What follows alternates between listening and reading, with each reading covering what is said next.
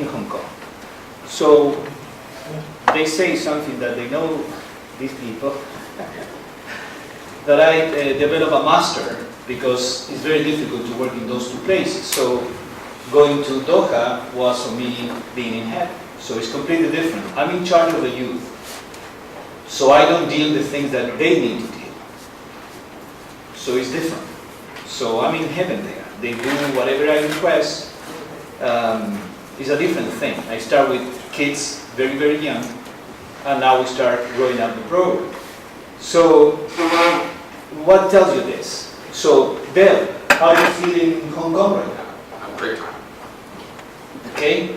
Wow. So for me, Hong Kong was a different experience. But I'm not there every day either. Well, that's the I'm just a thing. technical. So okay, but and now things have changed in Hong Kong because was a problem in between who was my assistant coach. There was the son of the president, so it was a little thing there in the middle, and I get caught in the middle, so I didn't have any chance there.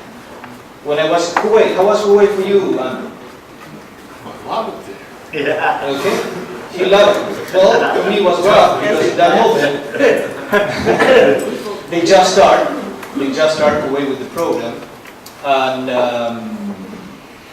they were not used to have a coach that can decide things, and well, it was rough, but doesn't mean that, well, it was the end of the world. So I learned from the experience of Kuwait, and I learned from the experience of Hong Kong, and all the things that I learned there I applied in Doha.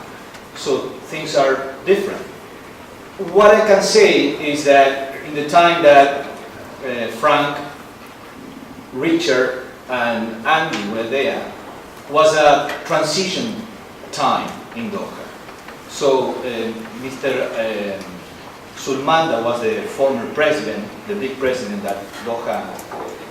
Then they changed, and the people that was in the board, they were a little bit confused because I would try to summarize like this. Qatar is the fifth sport. Bowling is the fifth sport that receives funds in Qatar. So perhaps these things they don't know. So there is an obligation from the federation to present athletes in all the sports. So I know that perhaps Frank would say, I have only 2 bowlers, I will go with 2 bowlers only to this tournament, because perhaps that's the truth. But political, especially in Middle East, you cannot do things in order to lose face. Never do that in Middle East. Never. No. Unless, well, Frank was in a different position, he has another job, so you like it, good, you go, I get out from there. That's one thing. But when you are working, well, you need to understand, it's the only job that you have, you need to understand some things that happen there. And the other thing also about these jobs are that they're well-paying jobs too. I mean, you don't find coaching jobs paying this amount of money. No, at the best, no doubt, the best salaries you will find it there. Yes. The bonus you will find it there. I will not say, but I don't know in UAE, but in Qatar, the same bonus that get the athletes will get the coach.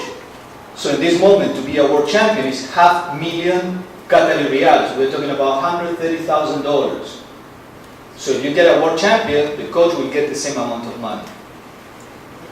Okay, not the same amount of medals. Okay, so you have a GCC, for instance. We won 4 or 5. Well, the kids make a lot of money, but to the coach they pay the highest medal, only 1. So you get 4 gold medals, they pay you only 1. So it's a lot of money. It's a lot of money. So as Frank says, the salaries there are huge. But they have, as Frank was clear, you need to understand the culture. You need to understand the culture. So the Middle East, you will see them fighting each other, telling you that you are right, and suddenly, when they are all together, you are no more right. You need to understand that. It's part of the culture. I don't know if we have Muslims here. We have Muslims here? No. Okay. In the religion says that you need to take care of the 7 neighbors that you have on the left and 7 neighbors you have on the right. So that is so. For instance, you cannot kick out a guy from the train. I learned it. I want to kick out. So I'm a little bit crazy in the training.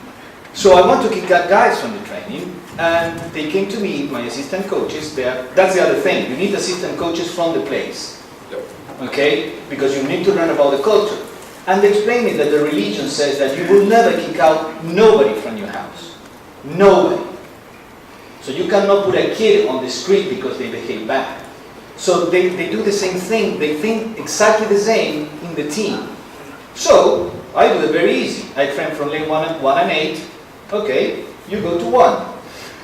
The guys that train 1 and 2, they know that they have no chance to be in the team. So you want to keep coming? I have no problem. So that's what I'm saying. In the international coaching, you need to see how the environment is in the moment that you get there. I'm saying, Frank has a hard time, Andy, Richard, I know perfect, but I was in the other place.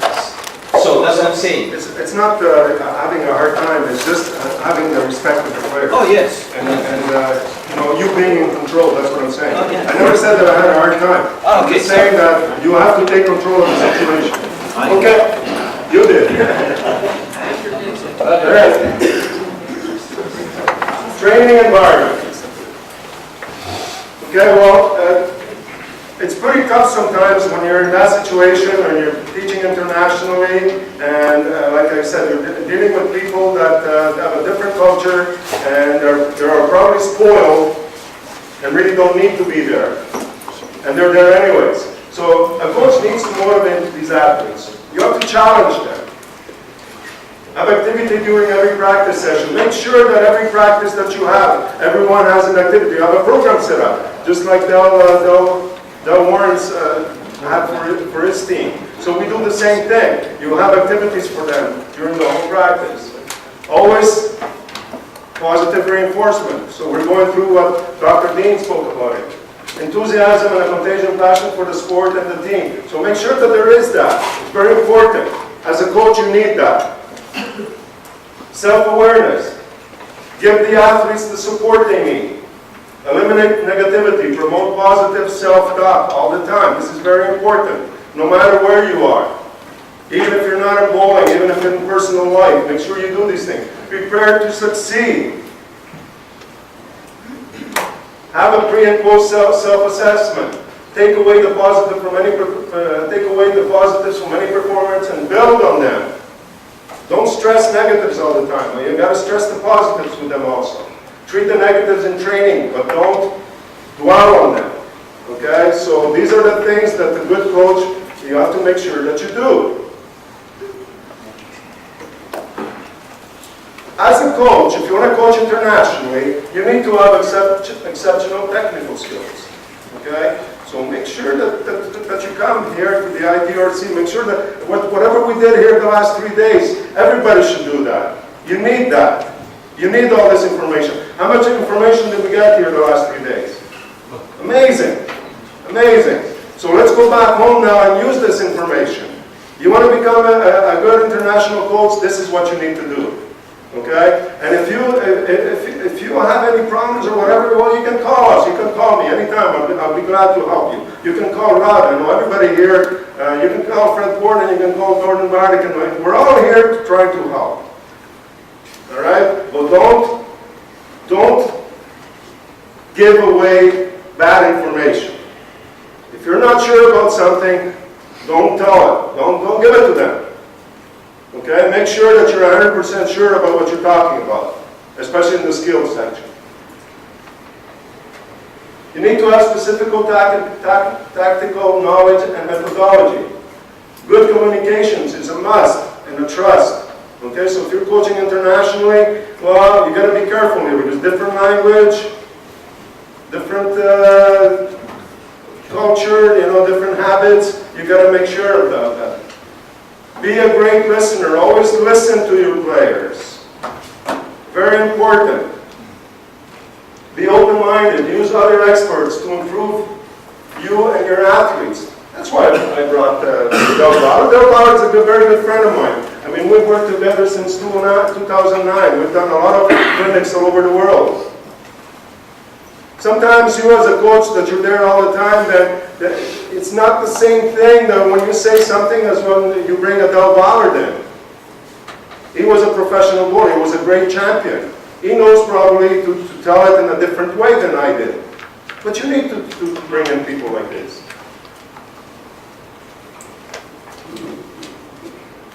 Know that team sport is a work in progress. Every player will progress at different speeds. Okay, so you gotta keep working on it. I mean, every day there's gotta be repetition, repetition, repetition, and make sure that they work on this. Make the athlete feel unique and important and valued to the organization, to the federation, and to the country. Okay, this is very, very important. That they know this, especially in those countries over there, because they're looked upon as, you know, real athletes in those countries, and not just as a bowler. Set up individual meeting times, and always let the athlete speak first. Let him tell you what's going on.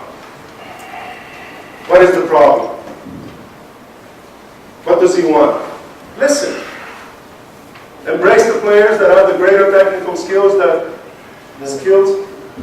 have more technical skills. Coach, yes, could happen. You get a guy like Mark on the national team, on the Canadian national team, who's a silver medal coach. He's one of the best ball drillers in the world. He knows everything about bowling balls. He knows everything about bowling in general. And he's on the Canadian national team, so he probably knows more than the coach.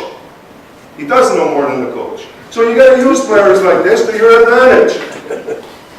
You understand? Don't try and push them away. Talk with them. This is the way you build a team. All right? Because you're not the one that you know it all. Don't think that you know. You learn every day. You learn something. Now it's Mark's. Thanks for listening.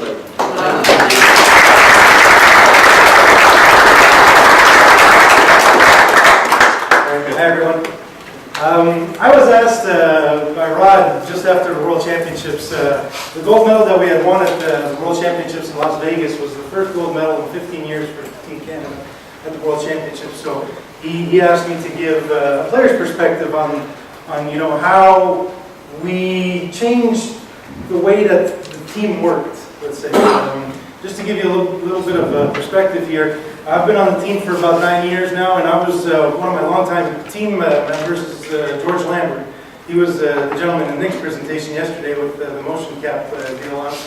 And this all started in 2012 at the PABCON Championships, and in the doubles event, he had finished 5th. And in the post-comp meeting, we were like, hey, you know, good bowling, this and that, and you know what, I don't want to offend anybody, but he basically said, you know, BS, okay, I'm sick and tired of being close, we can win, okay, and for me, that was a game changer. That just, even now, it still gave me some goosebumps, okay, because we were okay with being mediocre, we were okay by getting beat by Team USA and Team Korea and all these other guys, but it wasn't okay. We've been doing this. He'd been doing it for over 10 years. I've been doing it for about 5-6 years at the time. And we were okay with it, but it wasn't okay. You know, we can bring it up a notch, okay? And the next day, in the trios event, I had the fortune of bowling with him on that team. First game out of the gate, he shoots 300. And we end up winning gold medal in the trios event. The day after, he basically tore us apart, you know? But that was great. That was a motivational tool. And that was the first year that Coach Ty was in the whole scheme of things. So he was still learning. And you know, he had the advantage of having some players that had some depth in there, okay? So one of the things here I wanted to bring to the table was the importance of having a team leader, okay? I had the advantage of bowling on several teams, not just national teams, but also 3 teams under the guidance of Coach Vatican. And one of the best team leaders that we had back in the day was Sean Rash. You know, he was very robust. You know, he really believed in what the team was striving for, and that was his goal. And he was somebody that was, regardless be it him or somebody else, having a team leader is somebody that the other athletes can feel maybe a little bit more attainable than going to see a coach, because it's your buddy. You know, but he has a direct liaison with the coach. So for the players, it's different. You know, it's a different form of communicating, and it's a better way to achieve those objectives, in my opinion. And on the last couple of teams, you know, I feel like George was a great example, and you know, myself and also Dan McClellan, who's got a lot of experience on the PBA. You know, these are some team leaders that really help, especially when we've got new players out on the team. Okay? So after winning that gold medal at the PAPCON Championships, we then had a team building exercise leading into the World Championships, and this was, I think it was in February of last year. And Coach Ty was reading this book about male, like how to improve relationships for men, okay? And there was an aspect on there that was called the nut, okay? We're gonna get into that in a little bit. So basically what we tried to do is the exercise was for the team to identify its nuts. You know, we're guys, we got nuts.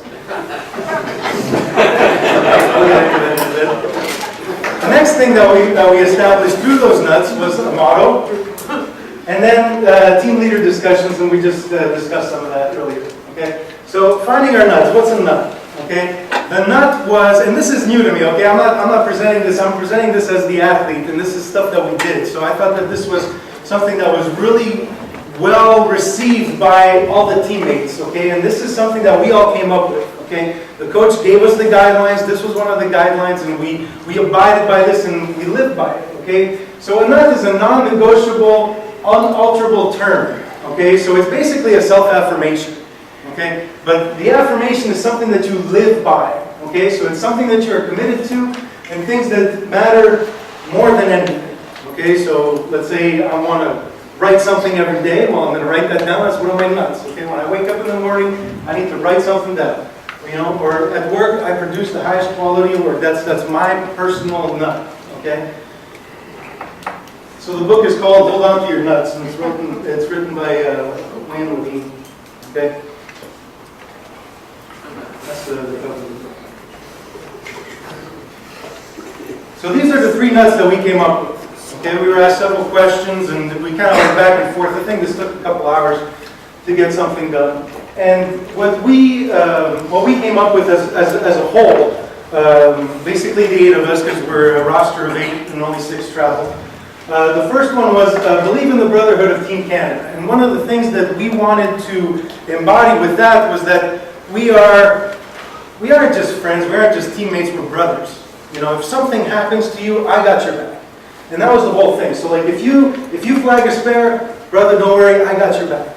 You know, so basically what we wanted to do was not just say that we're teammates, but we're deeper than that. And it took us actually a long time to figure out what word was going to be that. We bounced around things like fraternity and things like that, and you know, brotherhood. And we still laugh about it today because George, if any of you know him, he's like a really funny character, and he kept on saying brother like Hulk Hogan, you know, like brother. Continuously strive for knowledge and keep improving. Okay, again, like I've been on the team for so many times, and we had some past team members that would be like, oh, well, you need to improve your straight game. Well, I don't do that. You know, when we're playing on short, I can hook it, I can make it work. Maybe not.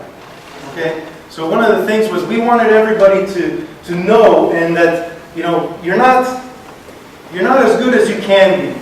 Okay, so what we wanted to do was just keep striving and improving. And the other thing behind this, since it's a team nut, is that you want to push your teammates to also take that to the next level. Okay? And the last one was be professional. And here I put under brackets, inspire a new generation, was I feel that what we wanted to accomplish with these 3 nuts was to be the next, I guess, Hall of Fame team that the kids could grow up living up to. And that's one thing that we wanted to be the new legacy, the new Canadian legacy. And I think that this can be anything. And this is, again, this is anything that has to do with mental game. We're relating it to bowling, but it could be with anything in life. So these were the 3 ones that we came up with. Okay? And this gave birth to a motto. And some of you that were following us during the World Championships on Facebook or whatnot, we were using this a lot. And we hashtagged it, Raise the Bar.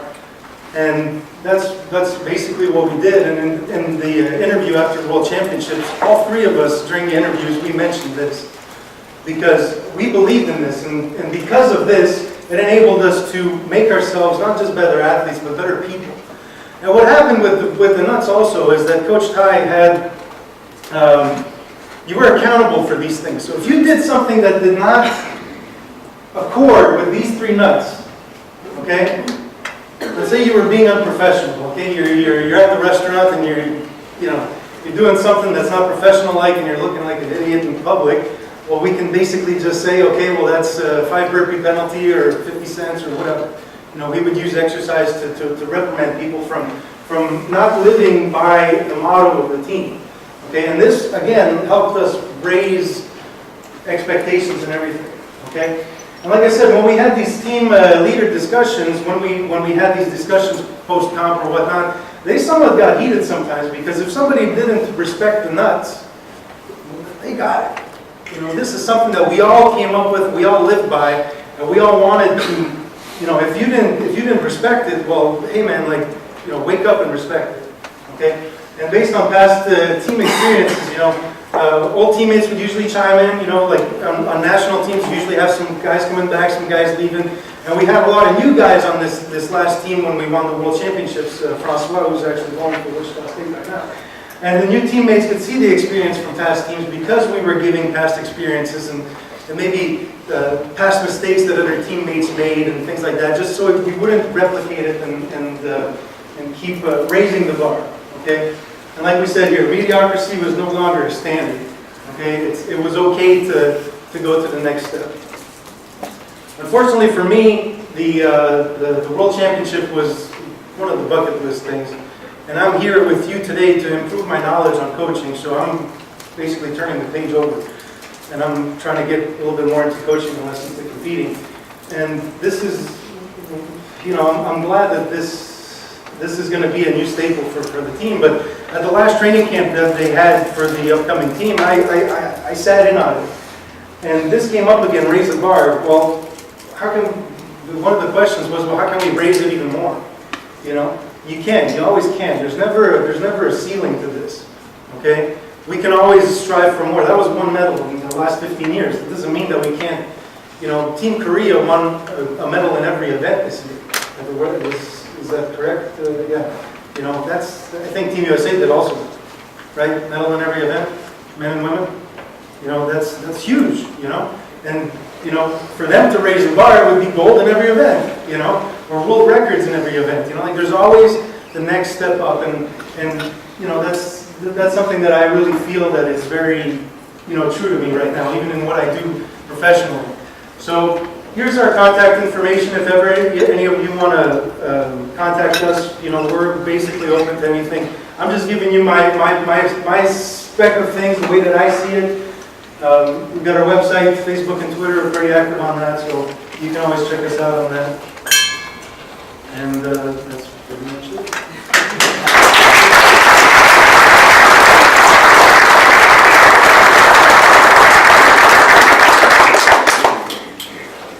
So we'll open it up to questions, I guess.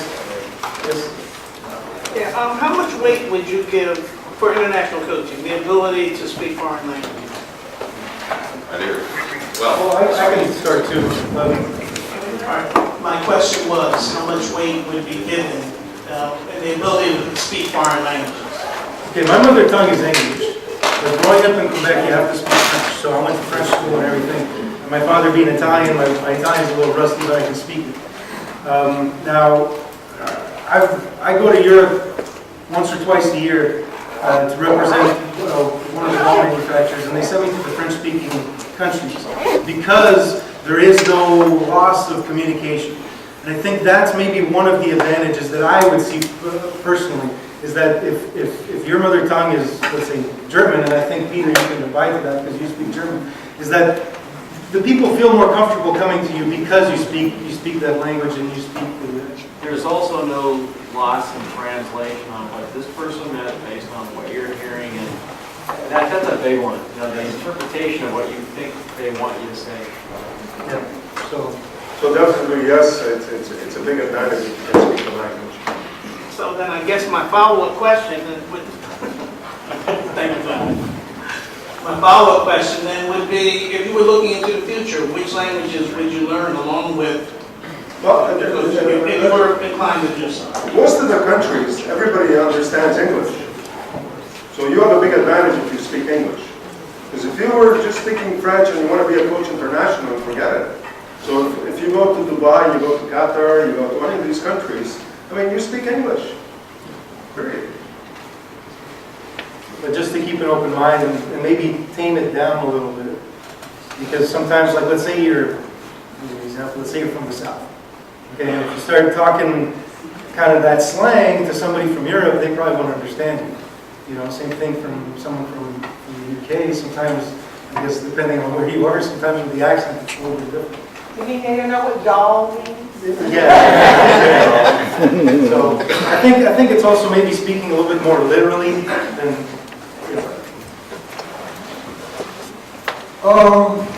In 7 days, when you were in UAE, what was like, how many hours did you work, and what was the program? How many days in 1 week, and how many hours a day? Players over there don't want to practice, you know that. So it was like 4 days a week, 2 hours a day. And mine was 3. Yours was 3? Yeah, but half of the time was for praying or for a coffee break or whatever. So basically it was 2 hours for 4 days. 4 days a week. And then, well, if the players really wanted, and you could have done one-on-ones with them, and when I was in UAE, I could do that, like in the morning or something, and but that was it. Thank you. Andrew, what was your practice session in Kuwait? Well, Frank, sorry. I went to UAE for 1 year. I gotta tell you, it was a good life. I think we started at 3 days a week when I got there for 2 hours. That's a pretty good job. 6 hours a week. Tax free money. And then the Federation came to me and said, you're going to have to tone it down a little bit. We can't afford this much practice. So you have to come in 2 days a week. All right then. Can I tell you that I had my best couple of years bowling at that time, and my golf game went unbelievable. Talking about what Frank's saying, you've got to work into what's there. So I also spent 7 years in Kuwait. Let's make a movie about it or something. Yeah, it's got a good rhyme to it. But I mean, I took a couple of years off because you just, as Frank would know and a few others, you just can't stay there for that long because you do build relationships with people and sometimes you've got to drop them. You've just got to make some tough decisions and drop people, and I felt after a couple of years I did build some relationships and I was learning to be a coach as well. A couple of things that I felt is it really helped to be a bowler at that stage. It helped that someone can come up and talk to you about bowling because they don't actually, the federations don't actually know whether they want skill development or they want someone to be down on the lanes. And it's not easy for, a coach to be both. My skill development to be better and I have to be better on lane and all that type of thing. So it's not easy to just walk in there and coach. So what happens is you get there for your first tournament and you've got to line somebody up, and if the bowlers don't really like the way that you did that, they go back and tell the shade and the team off on his head and say, and you see it. Coaches go there, and we're talking about these Middle East countries that do pay a very good salary. It only lasts a couple of months. They get there, bowlers come back, tell them up the first tournament, I didn't like something no good, get rid of it. And that's what happens. You get a 3 months probation and it can go on like that. And the other thing is Pedro mentioned is when you talk about religion and you talk about Islam, I mean, we're talking about, God willing, inshallah, which is the basis of where they live their life. Well, God willing today, coach, inshallah, will play good. And eventually we had to try and get a mantra across that he's my God as well, and he's a busy man. There's a lot of stuff going on up there, and today in the team event, we're just not going to have to rely on him as much as we really want to. You're going to have to. So it took a long time to get through that because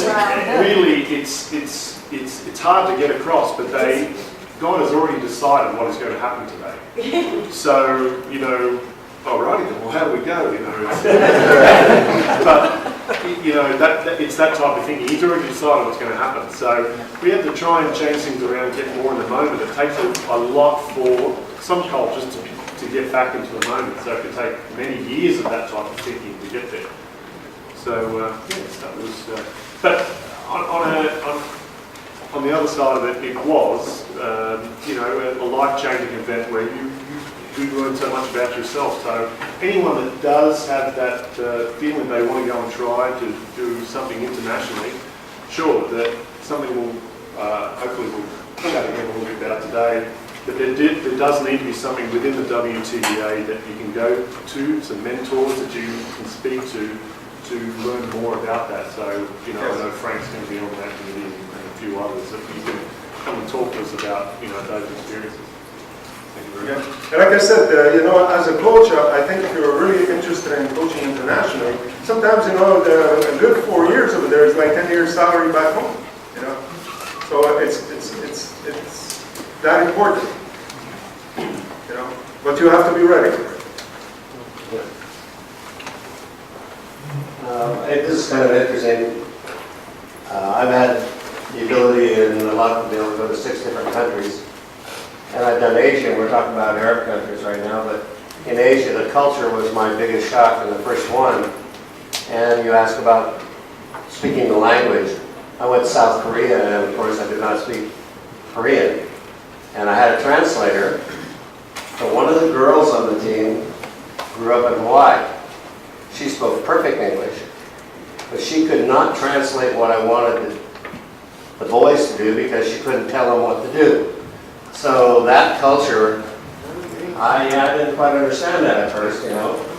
And it was difficult at times as a coach myself to see male coaches hit the other players and stand back and not do anything. I didn't do very well at that. And I had a meeting with the coaches, and I said there will be no more of the hitting part, and so forth. And I had to diplomatically learn how to do that. So it didn't matter where I'd been. I've been in Bahrain and worked there 7 months. There was a culture difference that I struggled with at times. So for me, it wasn't coaching bowling. That wasn't my challenge. For me, it was living in a foreign country, expecting what we have here in the United States, and not even being close to being that way in a foreign country. That was my biggest struggle. So if you're thinking about it, and I'm hoping some of the people that I know in here are thinking about doing that. But when you leave the United States, you leave a lot of things that you are very familiar with, and you really need to try to learn new things. And I heard Andrew and everybody here has said you have to respect that culture. In Hong Kong, it's a little different. I did Singapore, that was very different. They at least all spoke English. So, again, for me, it wasn't the language barrier, it was the culture and understanding their lifestyle. Women were second rate in Korea. They were expected to stand behind. So you better be prepared for that if you're in one of the Asian countries. They don't exist. I mean, truly an Arab country, I never saw any women in Bahrain. I mean, they just don't exist. But they do. But anyway, it was a different way. So to me, those are the things that I thought I hadn't expected. I'm thinking I'm going to go teach bowling. Wrong. That was a minor part of what I did. So, thanks. The one thing I can add to that too, as a player, that's something that we often neglect maybe as coaches, is the first time, you know, that someone goes overseas to bowl, it's life-changing, you know, like just in terms of diet or jet lag or not being used to that for a player for the first time, it's really tough. You know, I get a chance to work a little bit with some of the youth Team Canada members back home. We got a strong youth presence in our province. And I tell them, this is when you travel, expect this, expect that. You know, make sure you bring this, make sure you bring that. And that's something maybe that we can maybe touch on next time. You know, that's also something that's really tough. You know, even just going to bowl some of these European tour events. You know, like it's not it's not the same food, it's not the same culture, it's not the same time frame sometimes, you know, like that's not easy either. Mark, Yes. we're from a tiny island in the Caribbean. I believe a lot in youth bowling. I strive for that in Curacao. We are so small, we just have a few bowlers. Like you, okay, you were 14, 15, you go to a championship, you have your nut, whatever, your team. How was it? Because you're young, you want to mingle, you want to go with the other ones. How was it if the coach tells you, no, you got to be in the room, no, you guys have to practice alone? What did you feel? Would you reject that? Was it good? Does it has to be more? Because on the other hand, 2 years ago, we went for the first time to a PAPCOM championship at Puerto Rico. I saw Brian and Kim with the Team USA. And I told the kids, look at them. They're all concentrated. They won't mingle. At the first impression, you're going to say, well, they don't want to mingle. They don't want to talk to us. You know, but afterwards, after the championship, man, they took their mask off. They were completely other persons. They came even to me, talk to me. He said, whoa, it's a huge change. So it's, my question was that, is it hard for a coach to tell you, don't do this, don't do that, you got to stay focused with your team, not the other ones? Well, again, this is where you know, every player has their own personality. You know, I've been on teams that we've had, you know, naysayers, like people that wouldn't respect the rules of the coach, and this is where I feel that a team leader is maybe the one that if the coach is having a hard time getting the message through, maybe the team leader is one of the guys that just go like, yo, just stop, you know, stop being stupid and you know, follow what we're trying to do here. And again, with Team USA, there's a time and place for everything. So if you're in a team meeting, well, that's your focus. You know, I am committed to this team meeting. You know, and if the person isn't committed to the team meeting, well, there's either the coach has to be involved or the team leader has to be involved. But the way that I see it is I'd rather hear it first from from a team leader, because that should be my first point of contact. You know, if I'm not the team leader. You know. Mark, as a international ball rep, you know, I'm kind of curious about the physical or the bowling ball part of the game. You know, if you're going to different countries, I know that Storm and Brunswick and stuff have international lines of bowling. How important, you know, if like Dell takes this or Rod goes to Siberia recently, and you know, you're going to different countries, is the lanes different, the pins different? Do they have to worry about knowing about international balls, or do we've got such a wide variety of balls available to us in the States? Does that work? You know, just kind of give us an idea there. The lanes and all that is all the same. It's the same technology. You know, certain environments will play a little bit different. Just this morning, you know, Rod gave the analogy of, you know, like when I was younger, I grew up bowling on wood, and the first year I went to bowl a high roller, it was like I was throwing a ball on an ice rink. You know, so like that was a big difference. Everyone's a product of their own environment. We all know that. But you know, if the player has an arsenal, let's say, like sometimes I'll do arsenal evaluations if I got to drill someone something, and if there's a piece in there, and there's often pieces that I don't know what that is. You know, you either got to go back and you got to find the reference. You know, maybe the pro shop person that's there knows the product, or even just going online, or even if you don't know, if you can't get the answer, we'll go on the next step and go into the manufacturer. But you know, just getting an idea of where that ball would fit in the arsenal, I think, is a bit more important, because there's also some brands overseas that you never even heard of. True. You know, so. Trying to extend on a little bit more when we were getting ready for Munich for the Team USA men, where they're using lanes and pins that we've never heard of before. And we shipped over 2 cases of pins to get over here just to train on them, just to see if they're going to be any different. So, you know, your teams are going to get prepared when they're going to do their background checks and see what the lanes are and what they're made out of. Especially if you're playing in Korea. Yeah, well, yeah, the air guns and everything details as a whole. But yeah, you're going to get prepared, but I mean, the playing field is exactly the same. And the nice thing is that Cagle, I'm going to turn over to you. I had a different question. Well, one of the things, just to add on that, sorry, Del, is, you know, bowling at Wichita State, one of the things was expect the unexpected every time. Anytime you go out, you can try to replicate it in the training environment. You can have the flattest lanes on earth at Cagle. You can have all the cameras you want here. But, you know, if you're bowling the same tournament up in northern Montana where, you know, the lanes haven't been resurfaced for the last 15 years, good luck replicating that. You know, and we all know that topography, and, you know, the last Cagle presentation with the Flex seminar, they talked a lot about topography. But even in Vegas, you know, from the high end to the low end at Sunset, it's night and day, you know, so you, no matter how you try to replicate that with, you know, balls, layouts, surfaces, whatnot, that's all thrown out the window as soon as the arrows go.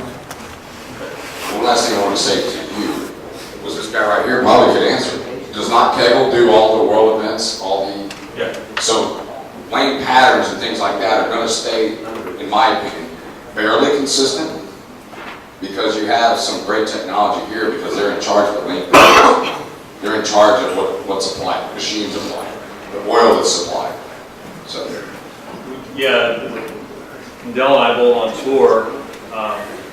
It's funny, the kids there used to seeing lane graphs and this is where the oil is, et cetera, and we just bowl. yeah, You know, exactly. Didn't care what But much like probably Gordon's program, you know, you have to teach your players to expect the unexpected. Anything can happen in a bowling tournament. Anything. I've seen some of the most bizarre things, including lights go off in the middle of your approach, and our players have the dubious honor of fouling 2 times in a row on television in the national championship.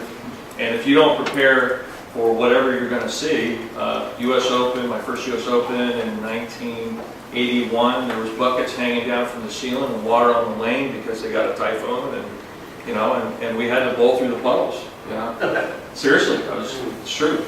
So you really have to prepare for anything, and it's because you really don't know what's going to happen. You would hate to have an opportunity to win a medal and do some cool stuff, and anything can shock your team if you don't have them prepared. What I was going to say is, where'd they go? President of the team that I was hired to coach a little less than a year ago, Dominican Republic, and now our assistant coach.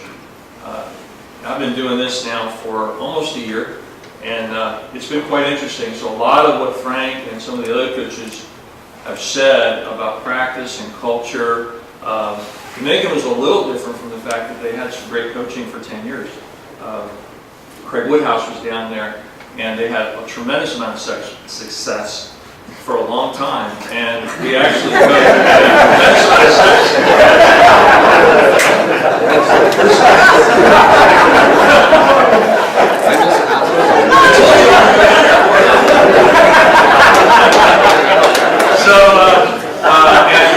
there are several other players that bowled in college bowling. The sons of the Zeppelin bowls for Purdue. He's an engineer. So they have a rich history, but they haven't had a coach in 2 years. And now I come in and I talked to Craig about it, and he said, you're going to have some challenges. And, you know, I'm used to, you know, being in charge and, you know, having things at my disposal. Well, you have a drill press that's shaking around in the air, and you got this little space, and I don't have access to Avalon pads and all this other stuff that you just need. And so it's been, as a coach, sometimes you have to have patience. And you run in there all guns charging, enthusiastic, and you're going to change the world, and we're going to get this thing up and running. And there's a lot of layers that you have to kind of sift through. And you know, fortunately, you got to work with the president. He wants the same things that we see, but you also have to educate them as well and just say, you know, the old era is gone. Whatever happened before is gone. You've hired me to be the coach, and now this is what I see. And we want to capture and retain some of the success of the past. But guess what? The players are a little older now. You got some juniors coming up. There's only 2 bowling centers in the whole entire country. 2. And so it's been everything that I've heard here. I went, yep, check, yep, check, yep, check. And it's helped me understand how we're gonna have to go forward, because they really hired me for a developmental program, and that's why we're going to take this young man, and eventually he'll be the national coach. At the same time, we're preparing for the Central American